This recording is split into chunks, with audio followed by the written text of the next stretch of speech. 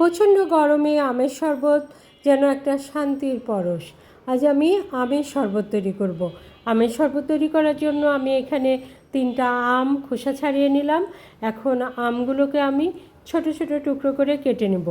এইটা অনেকটাই কাঁচা মিঠা আম, অনেকটা পাকার মতো হয়ে গেছে। এটা মিষ্টি মিষ্টি ভাব আছে, আবারও টক আছে। এই গরমের দিনে টক মিষ্টি এই আমের শরবত খাওয়াটা শরীরের জন্য কিন্তু খুবই উপকার। কাঁচা আমের শরবত শরীরকে ঠান্ডা রাখে এবং সি ভিটামিনের ঘাটতি পূরণ করে। কাঁচা আমগুলো আমার ছোট ছোট টুকরো করে কাটা হয়ে গেল। এখন এগুলো আমি ব্লেন্ডারের মধ্যে দিয়ে ব্লেন্ড করে নেব। আর এর সঙ্গে আমি দেব পুদিনা পাতা। এই গরমের দিনে পুদিনা পাতা কিন্তু খুবই উপকারী, আর আমের সঙ্গে স্বাদটা অন্যরকম বাড়িয়ে দেয়। আর চিনি দিব এখানে আমাদের স্বাদ মতো, মানে যে যতটা মিষ্টি খেতে চাইবে সেই অনুযায়ী চিনি দেব। আর বিট লবণ দিলে এই শরবতটার ফ্লেভার একটা অন্যরকম সুন্দর ফ্লেভার নিয়ে আসবে।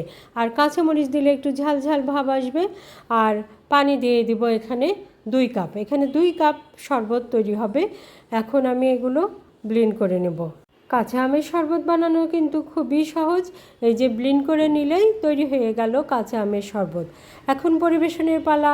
পরিবেশনের জন্য আমি 2টা গ্লাসে এই শরবতটা ঢেলে নেব। শরবত তৈরির পানিটা আমি ফ্রিজে ঠান্ডা পানি দিয়েছি, তাই তৈরি হয়ে গেল ঠান্ডা ঠান্ডা শরবত।